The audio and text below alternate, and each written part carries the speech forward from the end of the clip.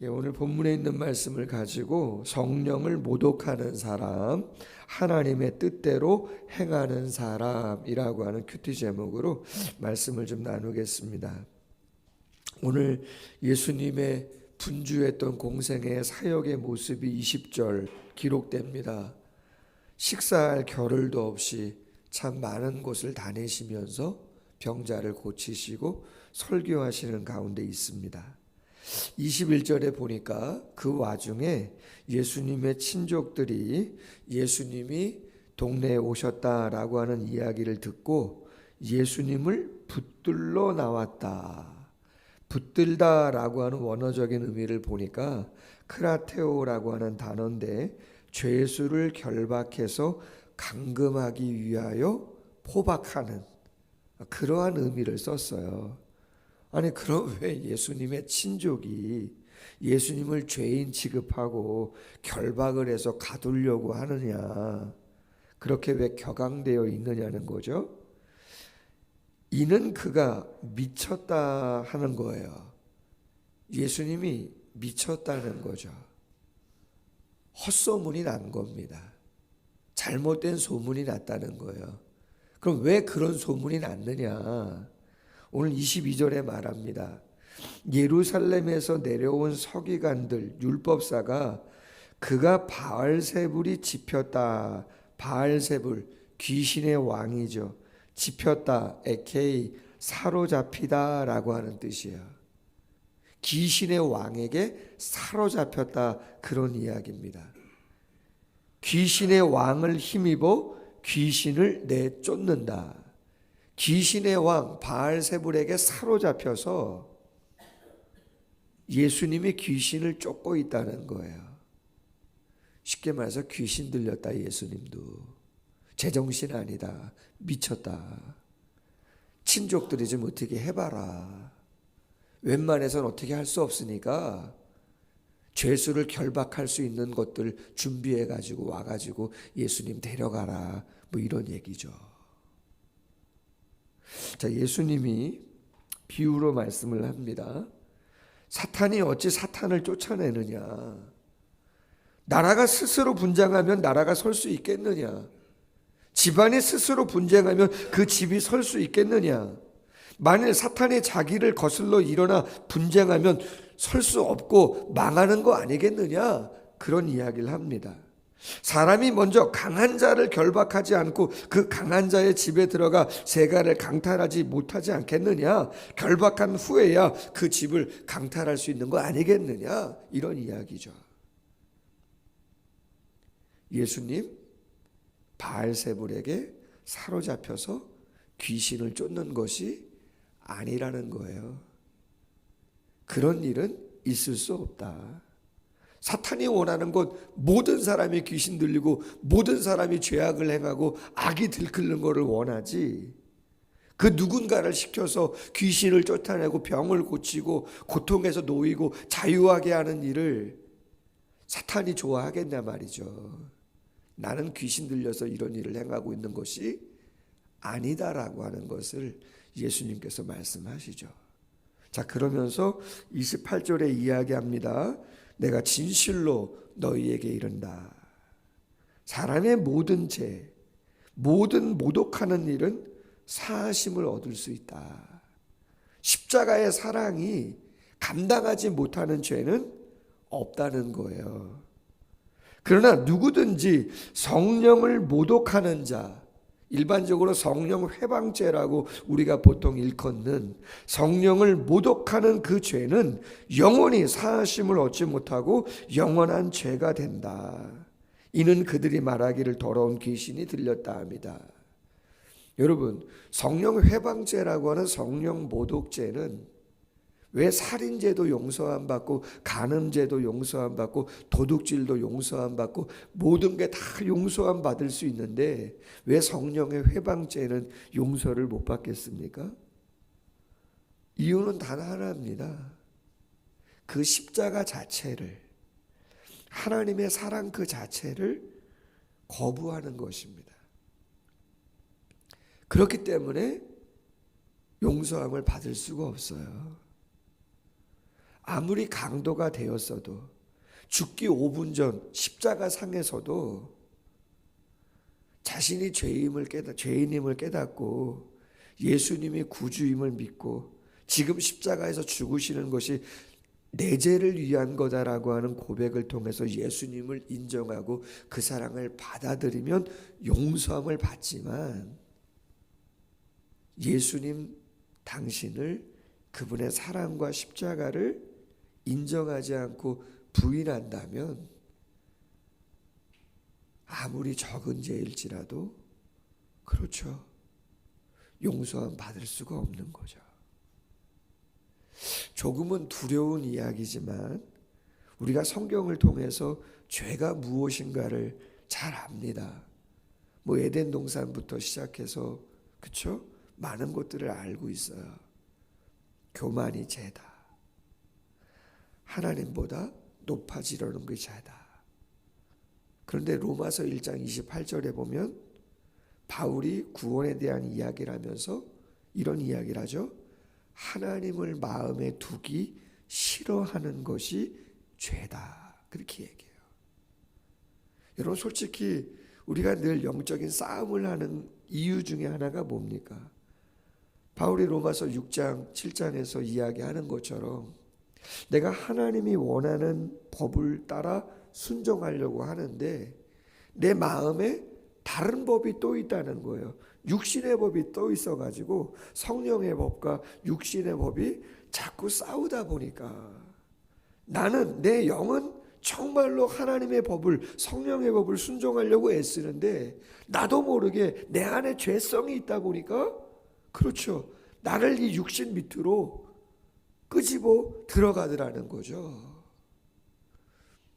오늘 본문에 나와 있는 이 서기관, 율법사, 외식하는 자들, 성경 지식이 없는 자들이 아니잖아요. 최고로 말씀을 알고 있는 자들임에도 불구하고 성령을 회방하는, 영원히 용서함 받지 못하는. 그래서 우리가 한번 생각해야 할 것은 우리는 다 구원 받았습니다. 이 추위에 새벽을 깨워 단잠을 깨워 나오실 정도면 믿음이 있는 분들이죠. 그러나 우리가 조금 더 생각할 것은 과연 나는 하나님을 마음에 두기 좋아하고 그 말씀이 무엇임을 아는데 혹시라도 나의 죄성으로 인해서 그것을 밀어내고자 하는 마음, 순종하지 않고자 하는 마음이 있다면 순종하고자 않고자 하는 그 마음과 그 부족함은 하나님께 인정받지 못하겠죠. 아, 내가 그런 것들을 조금씩 더 내려놓아야겠구나라고 하는 생각들을 우리가 해야 되지 않겠는가 하는 것이죠. 자, 그리고 나서 31절 이하에 보니까 예수의 어머니 마리아겠죠. 동생들, 예수님의 동생들이 있었어요. 마가복음 6장 3절에 보니까 실명이 나옵니다. 야고보, 요셉, 유다, 시몬, 그리고 누이들이 더 있었다. 그렇게 나오고 있습니다. 당연히 형님이, 오빠가 귀신 들렸다 그러니까, 아들이 귀신 들렸다 그러니까 당연히 가족들과 친족들과 다 같이 왔겠죠. 이야기를 합니다. 당신의 어머니와 동생들, 누이들이 밖에서 당신들 찾습니다. 예수님에게 이야기하겠죠. 예수님 말씀합니다. 아니, 누가 내 어머니이며 동생들이냐? 둘러앉은들을 보시고 내 어머니와 내 동생들을 보라. 누구든지 하나님의 뜻대로 행하는 자가 내 형제요 자매요 어머니다. 그렇게 이야기합니다. 예수님이 정말 마리아를 몰라보고 다른 동생들을 몰라보고 이런 말씀을 하시는 거 아니죠. 여러분, 가상칠언이라고 예수님이 십자가에 달려 돌아가실 때 그 십자가 위에서 7마디 말씀을 한 것을 가상칠언이라고 이야기하잖아요. 그 중에 예수님께서 그 십자가 골고다 언덕에 정말 예수님의 마지막을 보시기 위해서 올라온 마리아를 향해서 다른 제자들에게 뭐라고 이야기해요? 내 어머니입니다. 여러분, 그 얘기 왜 했겠어요? 사랑하고 인간적으로는 죄스럽고 인간적으로 그렇지 않겠어요? 어머니 앞에서 당신을 길러준 눈물이 나겠고 아프겠죠. 제자들에게 부탁하잖아요. 내 어머니라고. 강조죠. 누가 나의 어머니고 누가 나의 형제라는 거예요. 여러분 뒤에 생명의 삶 큐티 뒤에 보시면 한 절 묵상이 있는데 이러한 말씀이 있어요. 성도에게는 육신의 가족이 전부가 아닙니다. 육신의 가족도 중요하지만 하나님의 가족이 되는 것은 더 중요한 일입니다. 유대인은 혈통으로 하나님과 가족이 된다고 생각을 했습니다. 그러나 예수님은 하나님의 뜻대로 행하는 사람이라야 그분 가족이 된다고 선언을 합니다. 우리가 하나님의 가족이 되어야 하는 이유는 하나님의 보호하심을 받고 또 하늘나라에서 영생을 누리기 때문입니다. 하늘나라에서 영원히 함께할 가족이 진정한 가족입니다. 아멘. 여러분, 영가족이라고 그러거든요. 영적인 가족. 영가족, 또 영원히 함께할 가족이기 때문에 영가족이라는 표현을 써요. 영적인 가족, 영원한 가족은 여기에 계신 분들입니다. 할렐루야. 여러분, 우리가 예수님을 믿고 죄를 고백하고 구주로 영접하고 그러한 신앙의 고백이 있으면요, 여러분 여기 지금 사랑을 그리는 교회 성도님, 등록 성도님 아니시더라도 오신 분들이 계신데 여러분 영원히 보실 분입니다. 할렐루야. 우리 여기 남자 계신 남자 성도님은 로만바스에서 뵌 적이 있으시죠? 할렐루야.